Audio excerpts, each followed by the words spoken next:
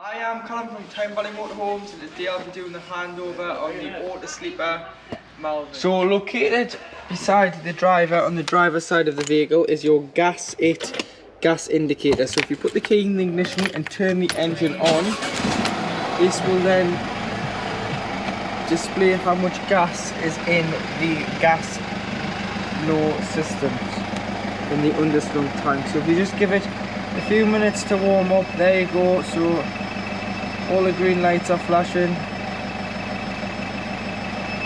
So your solid light shows how much gas is on board.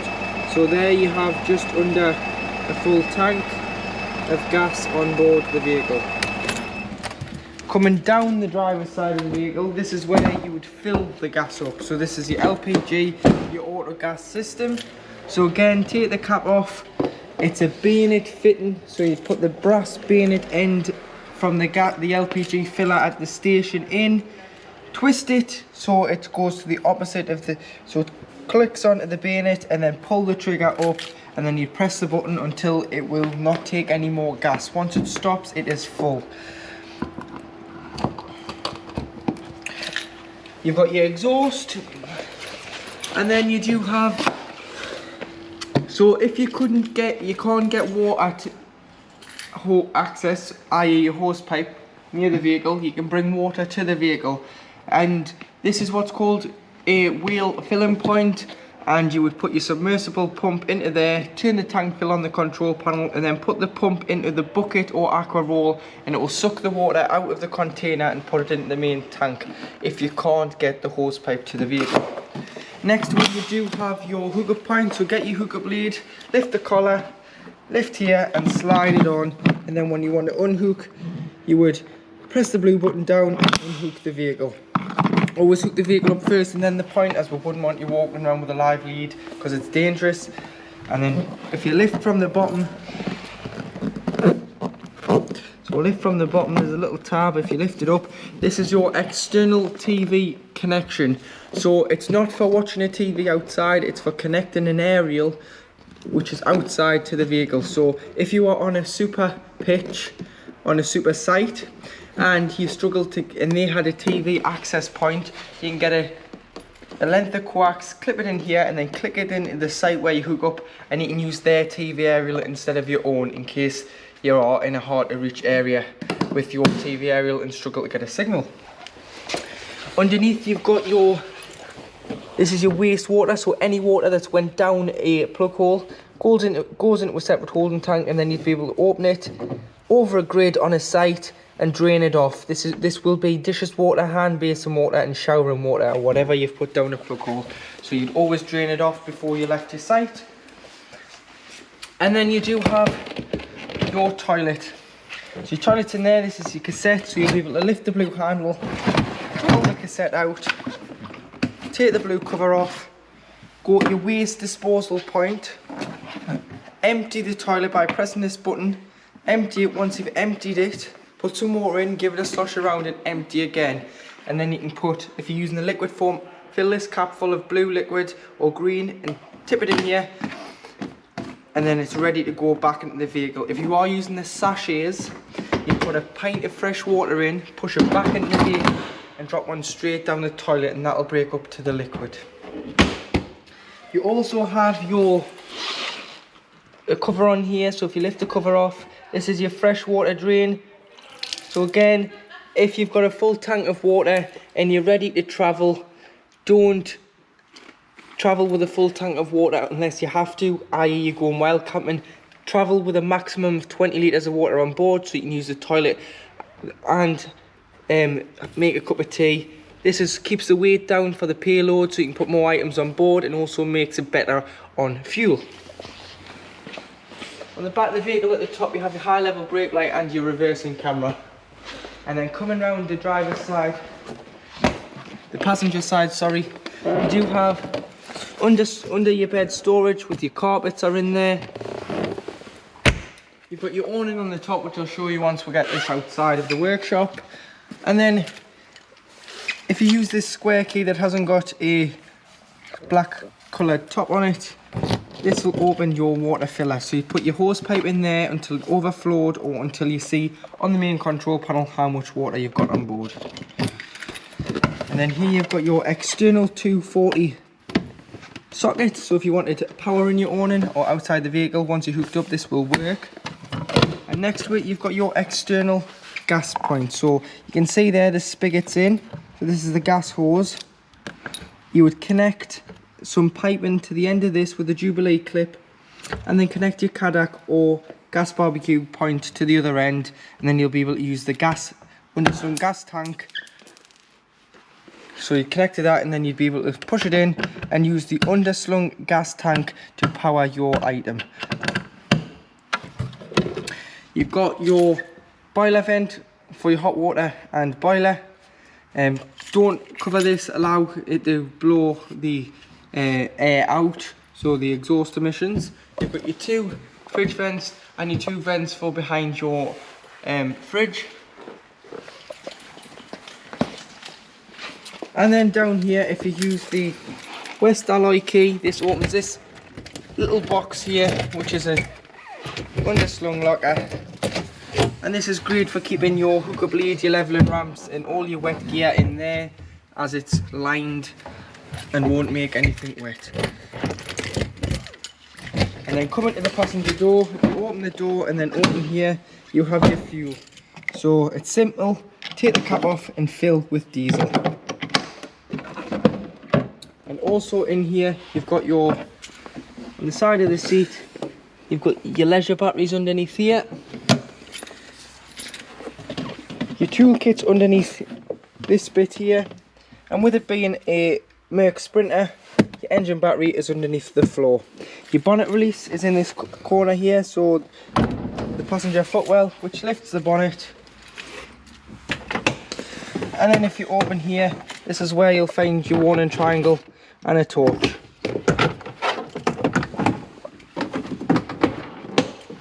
And then if we'll just quickly have a look underneath the bonnet.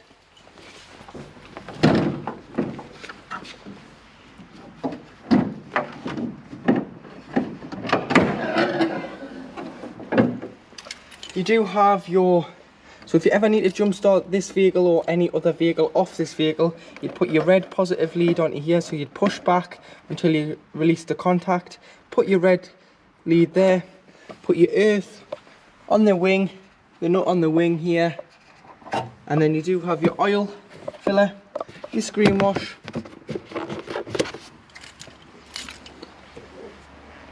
your power steering, your brake fluid, sorry, in there, your radiator fluid, and then because this is a Euro 6 compliant engine, it's got the AdBlue treatment, which the AdBlue filler is there, so you'd fill with AdBlue. It is a 20 litre tank, and it will indicate on the dash when it needs it. Please put it in as soon as the light comes on, because if not, the vehicle will go into limp mode, which is no faster than 50 miles an hour, or in worse situations, the engine will just simply not start. So do top it up as soon as the light comes on. It will give you a mileage countdown, but top it up as soon as the mileage countdown does show on the dash. So above the door is your main 12 volt control panel. If you are hooked up, then you'll have 240 volt. If not, you will just have 12 volt of the leisure battery. If you press the on button here, this will give you mains power if you're hooked up or not. It indicates if you're hooked up by this little wavy line at the top. And then you have your pump, which you have to put on to use your taps, toilet, shower. You've got your lights, which is your master switch, and then they all are individually switched around the vehicle. You've got your awning light, which is the light outside. This light to light button here is your dimmer switch, so you can dim the lights. And then you can transfer the power, but I wouldn't advise transferring the power because you don't want the motorhome running off the Mercedes engine battery, because it will flatten it. You want the engine battery to just run the engine and the leisure battery just to run the motorhome. And then you do have your tank heater button here, so if it is going to be cold, you can put this on and it will stop the water in the tanks from freezing. And then if you scroll through here, so if you scroll through, you've got your vehicle battery reading and your leisure battery reading. So 13.9 in the vehicle, 13.2 in the leisure. You've got 25% of fresh water on board and 0 waste. Your vehicle battery, your solar current, which is 0 because the hookup takes priority, and you have the ampage currently coming off the leisure battery. You can set time clock, alarm clock, and you can turn that on and off.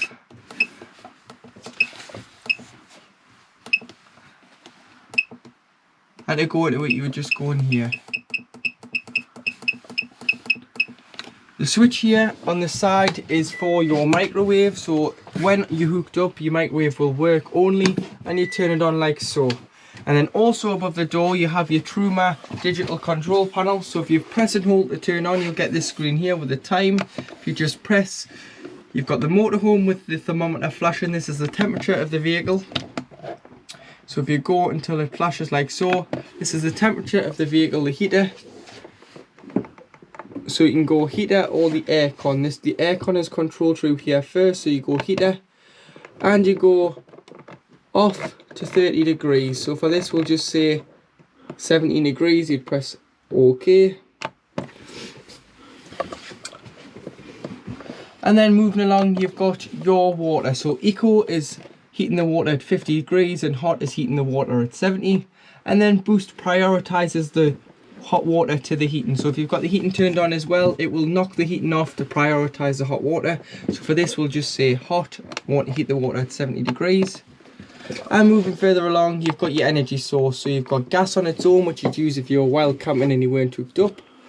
A mixture of 1 kilowatt and gas. A mixture of 2 kilowatts of electric and gas, which you'd use in the winter should it be too cold and you want to heat the water out of the van quicker.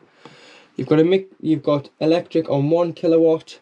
And you've got electric on 2 kilowatts. So you'd use electric on 2 in this country on all camping and caravanning sites, and you'd use electric on 1 abroad or on smaller CL sites.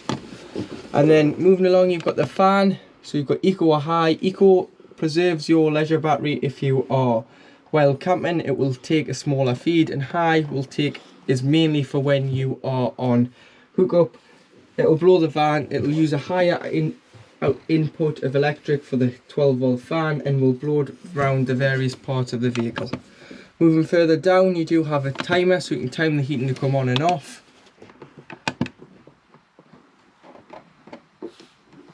You've got your lights setting on the aircon, so 1, 2, 3 and 4 and 5 is brighter on the aircon.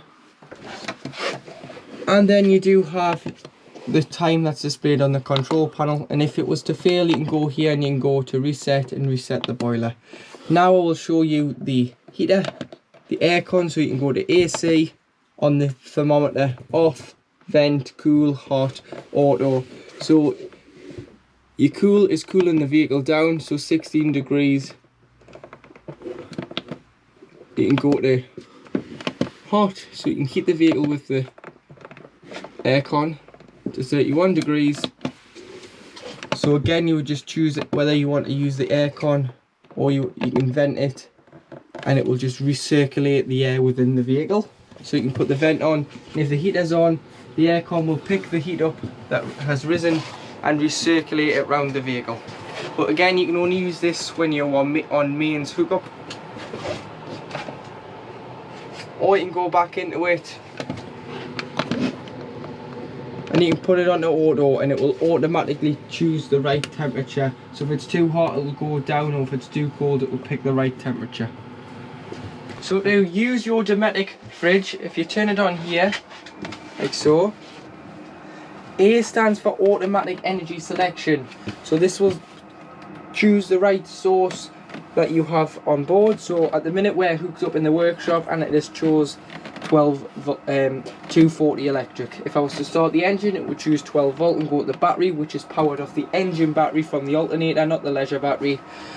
And if the gas was to be open, it would choose gas. If you wanted to manually override it, you would just press the symbol you wanted. So there, it's lighting on gas. and you can hear it ticking until it's lit. Or if I put it down to battery, it's failed because the engine is not running. So the idea with the battery is, if you're keeping this at home or your storage yard has got hook the vehicle up a day or two before, put the fridge on, allow the fridge to get to temperature, and then you can put your shopping in, allow your shopping to get down to cooling temperature, and then as soon as you start the engine and drive away, the shopping should stay the same temperature it was when departing. It shouldn't get any cooler, but it shouldn't get any warmer. It is just for when, basically, to get your shopping there nice and fresh no matter how long you travel. But you must hook the fridge, you must allow the fridge to get the temperature the day or 2 days before. Once you've got your temperature here as well, and then part of your winterizing process, or when you're not using the vehicle, if you take all your shopping out and you clean your fridge out, last thing you want to do is shut the door, because if you shut the door you're trapping the air in. So there's one on here, so if you push and slide and push and slide, it basically stops the door from shutting fully, and it allows air ventilation in and out of the fridge and freezer box. And next to your fridge you do have your fold away table where it stores away, and then it will just open up basically like an ironing board. You can put that at the front of the vehicle, or you can take it outside if it's a nice day. Around the corner you do have your step switch, your lights for around the top lockers of the kitchen and lounge, and then you do have a 12 volt and an aerial socket and a TV bracket here for putting the TV on and plugging it in. In the kitchen you've got 3 gas rings on your hob, and then you do have one electric on 240 only, and it displays by this little red indicator that this one is on. And below you have your grill,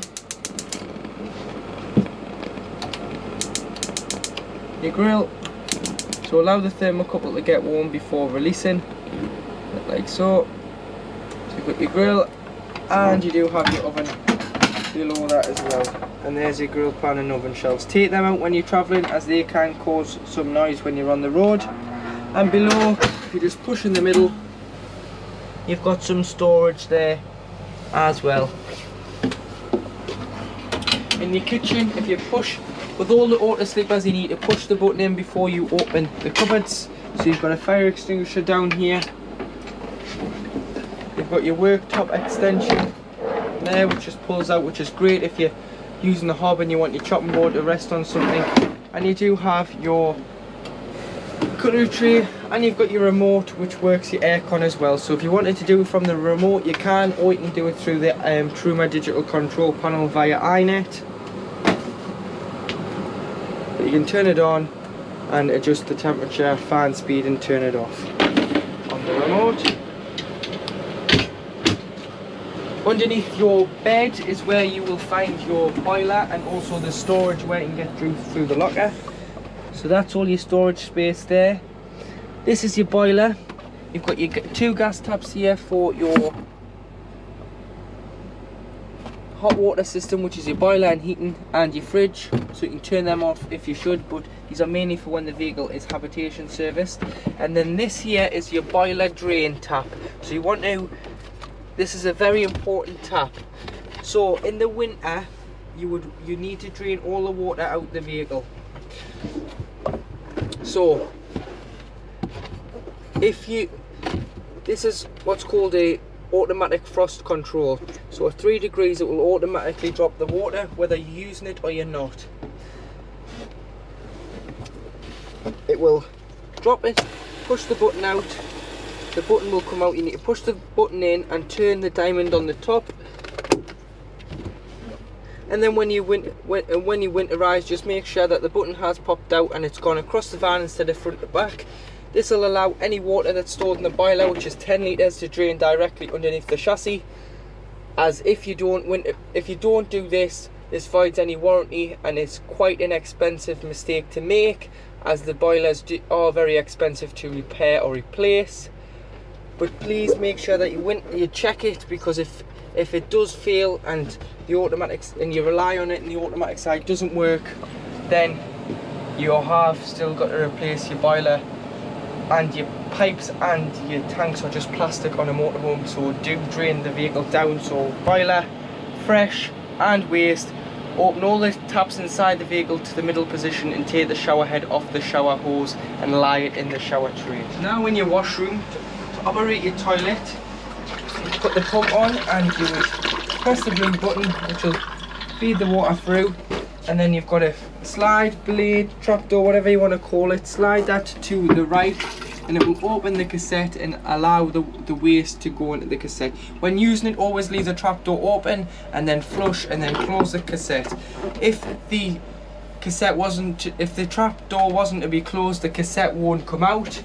And then once this little indicator here, which is green, goes red or half, it'll go halfway and you'll see it changing. It's time to change the cassette and clean it out. You've got your light switch on the side here, which also kicks your fan in. And like I said, if you just unscrew this when you're winterizing, it stops any water from gathering in the bends of the shower hose pipe.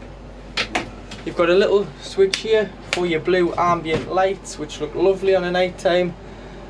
And then you've got a little toggle switch to turn on your little reading lamp over your sink. Sink plug just pushes, and then underneath you have got space for your toiletries, and then you've got your towel rail here as well. So in your cupboard, your wardrobe should I say, is where you'll find your TV aerial. So to use the TV aerial, if you loosen off and push up, then you can use the black collar to twist and direct the aerial, but always make sure when you're travelling that it's firmly into the vehicle and it's tightened up securely when you're on the road.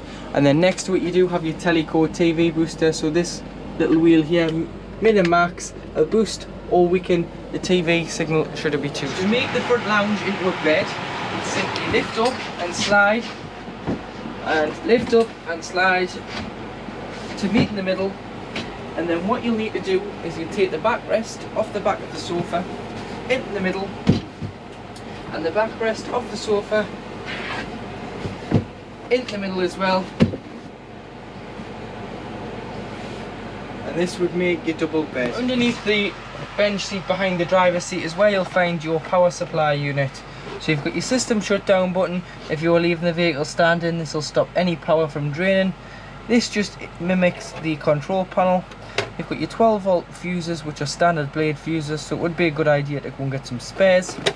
And then your charger, which charges, these only work on 240 volt, but obviously your water heater and your space heater work on gas anyway, so these are just on 240 when hooked up. So you've got your charger, which will charge your engine battery and your leisure battery when being hooked up. You've got your space heater on 240 and your water heater on 240, and then you've got your trip tester, your RCD and your MCBs. So if anything trips a van out, try here before you try your site. Also underneath you have your waste tank heater here, so if it's going to be cold or you're in colder climates, put this on to stop your wastewater from freezing in the tank. Then you also have the fuses which cross over from the Merc side to the leisure batteries, such as towing electrics, fridge, marker lights and so on are in there. Open the large skylight above your lounge, pull the handle down and wind open. Obviously close this when you're travelling, you can only have this open when stationary. Close it down, and then you do have a blackout blind and a fly screen on there. Same with all your windows. Your windows, you just push the buttons in and pull the arms down, push out, push all the way out to bring back in, and then you do have a fly screen and a blackout blind. They clip together, so pinch to depart the two. So to black the carb out on an evening, if you push one of these little buttons down and one up, it releases the Remus carb blind, and then pull along in the middle like so, and that blacks the windscreen out. And then you've got the same, so you've got one here which you can close but you can still see your mirror, and then you've got one at the front like so. They're just magnetic on a magnetic strip, so if it's going to be a blustery night, put one around the windscreen, and you've got the same as this on the driver's side of the vehicle. So underneath the driver's seat you will find the fuses for the engine, which are just down here. You'll also find on the door the weight, so it's 3880 gross vehicle weight. And on the door you've got your electric windows, You've got your mirror adjustment left and right, and then you can turn up and down. You got your gas slow indicator. You've got your auto lights, or you can go off, side lights, main lights, pull out for your fog lights, but leave them on auto. And then you do have your headlight adjustment. Obviously your keys here, so you just push it in and turn with it being a Merc. That beeping is just to tell us that it's a warning that I'm still hooked up and the engine's running, to not drive away. It's an audible warning. You've got your radio adjustment for the volume, your decline and answer a call, and then you can go here. No messages, because it would come up with AdBlue there. And then you've got your various, so you've got your range of fuel. Your AdBlue is near enough full. Your range, and then you've got your tele information, and you've got your mileage. You've got your coolant temperature, your service, your oil, light. You've got your cruise control and limiter here. You've got your wipers and indicators on this stalk here, with it being Mercedes. Your gearbox, you pull all the way down for drive, and then you can go like this. So left for drop down a gear, manual, or right to come up a gear. Or you can just put it down and it'll be an automatic and change itself. Reverse and park. Handbrake. This little red lever changes your seat, so if your seat gets stuck, pull it forward, and then you will be able to rotate it round to the back of the motorhome.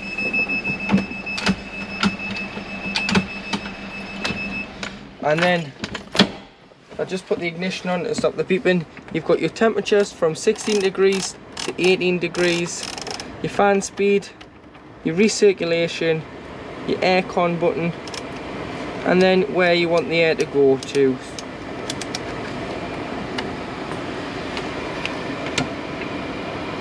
Like, you've got your lane departure warning here, so if you leave the lanes, it will tell you that the lane keep assist is activated, or you can unactivate it. You can lock the doors on an evening, so if I lock that door, I'll lock it, along with the habitation door. And ASR off is just another word for traction control off. Hazards, cup holders, cigarette lighter, 12 volt, a little ashtray. You do have another 12 volt down here. This is also used as a paper clip. And then on your radio,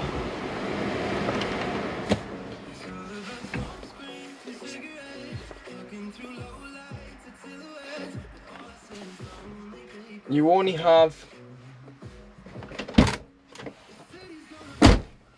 the radio, which is FM, AM. You press 1 to 9 to save your favourite radio channels, which is just FM. You've got your media, which would be your phone, Bluetooth audio, a USB or SD card. You've got no active sources. Your telephone, so to pair your telephone, you press OK. Bluetooth phones, and you'd update that. So you'd search for your Bluetooth device. So it's search, you'd search it on your smartphone, your iPhone, whatever phone you've got, your smart device, and find Mercedes